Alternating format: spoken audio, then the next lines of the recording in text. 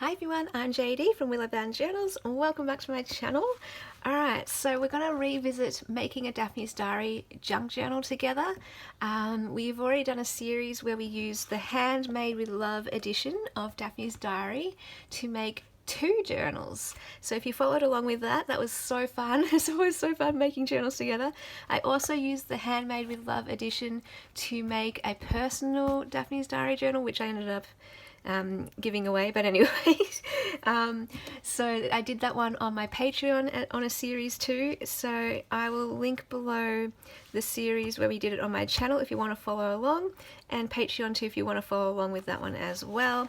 So now I've got what's left of the magazine and I'm going to make, I think, one more journal, and we're going to do a paper bag one as per request. So the ones that I made on my channel that you can follow along with, I used the front cover and the back cover of the magazine to make our journal covers.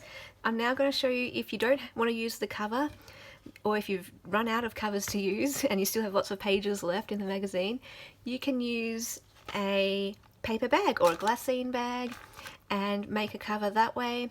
I also used an envelope to make a cover. That's how I made my personal one on Patreon. So you can get creative and use whatever base for your cover. But I'll just show you how I do it with a paper bag, and I'm just going to go through the magazine, what's left of it, and find a page for my front cover and my back cover, and we'll make the journal cover today together in this video, and then it'll be like a normal series where we make a junk journal together, and I'll go through the pages and how I arrange them and cut them and fold them to size, how I bind the journal, all of that, so you can follow along and see how I do it start to finish. Now, I already have kind of gone through this magazine to see if I can actually make a 4th journal, if there was something that would be a good cover, and I'm thinking this will be a nice cover. It says follow your dreams, so that resonates with me. My 10th core value, we found out my 10th core value in a live, and I knew it all along, it just took me a while to latch onto it. But my 10th core value is dreams. So never stop dreaming, never ever stop dreaming. I love goals, I love having projects, I love sorry, can I talk? I love having lists, and so dreams as well ties into that as well, so just part of my nature and what I love. So what I'm thinking, because it's a very pink cover, I want to put something pink on the back but a little bit less busy, so I'm pulling out this for my front, this for my back, and let's get on with measuring this and cutting it down to size. So first of all, I will have to be cutting off quite a decent chunk of this to fit the cover, so this is why you might want to actually just use, you know, something bigger like an envelope, but you can always make things work. And I would like to place that here, so the first thing I do is cut off the top, and let's cut off the top, and then we'll cut off the bottom.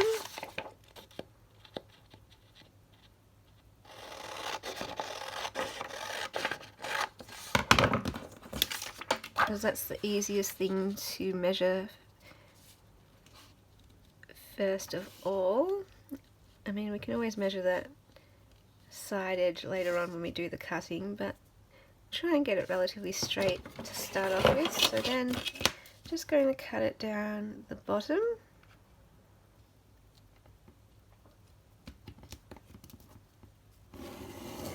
like that.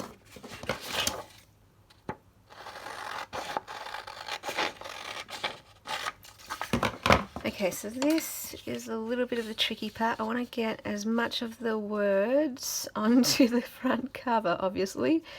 So what I'm thinking, I can see that my fold is right about here, so if I cut it here, it should be fine, and I won't miss anything. We'll see.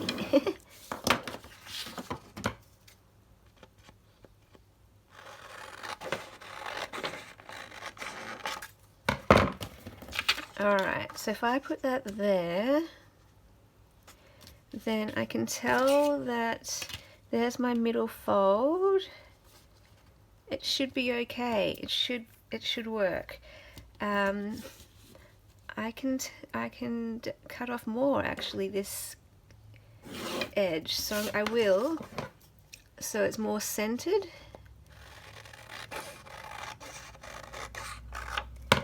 Alright, so I think that should work now.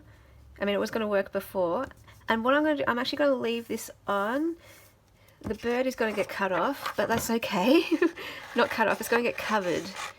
But the reason why I'm going to leave this on, you don't have to, but it's just going to add some sturdiness to our spine, so that when we fold it, it's not going to have that exposed. So we want to cover that over a bit.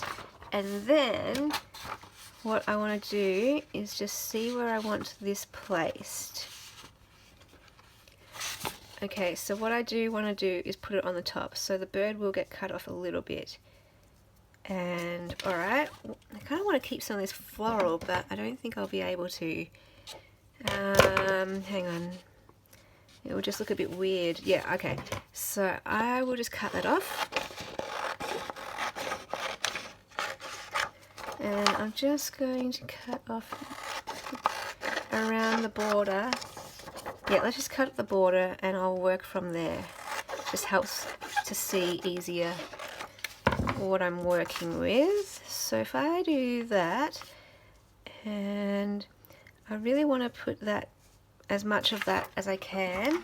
So what I'm doing is I'm just looking at the picture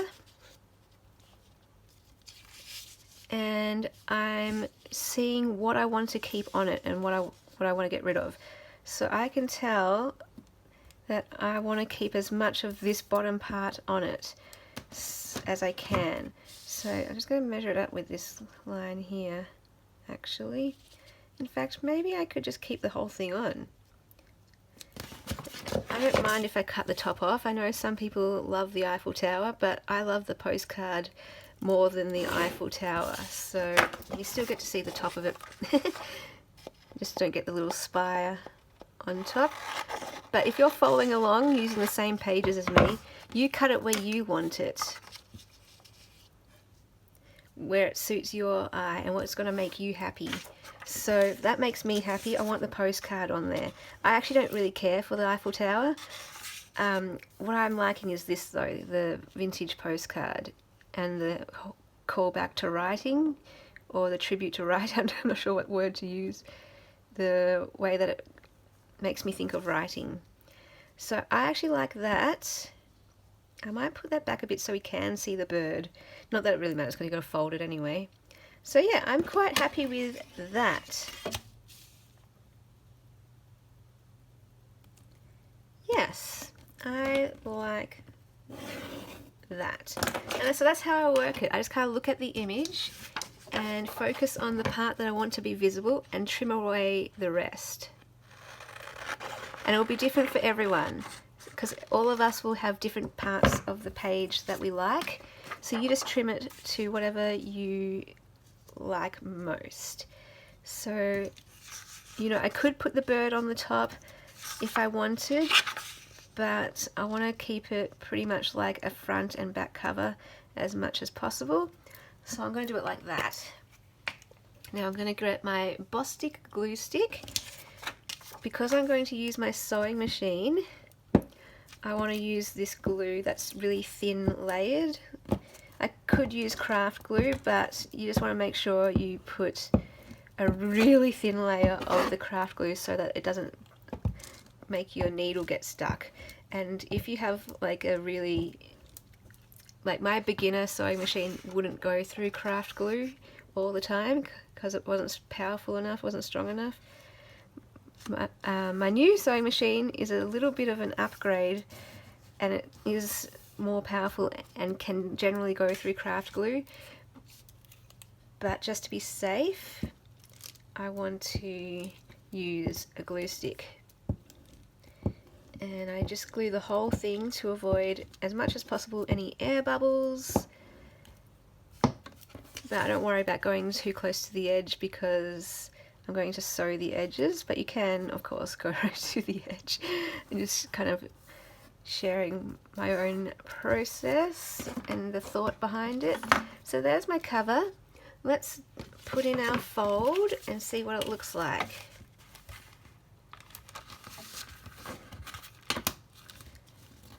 Okay, follow your dreams. So this is going to be like a dream journal perhaps, and I am happy with that. So I'm going to go and sew it around here, around all the outside, and I will also stitch this part here so that doesn't come up, that part where it overlaps.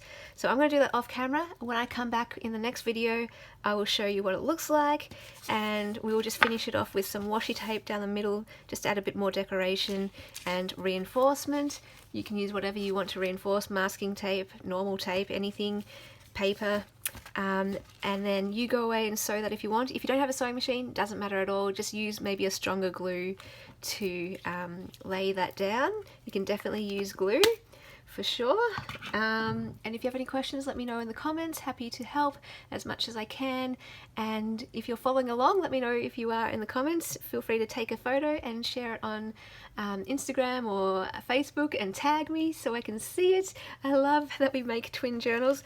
Of course, you can use whatever page you want in the magazine, but if you're using the same one, we will have twin journals. Alright, so I'll be back in the next video to show you what the cover looks like, and we'll work on our pages.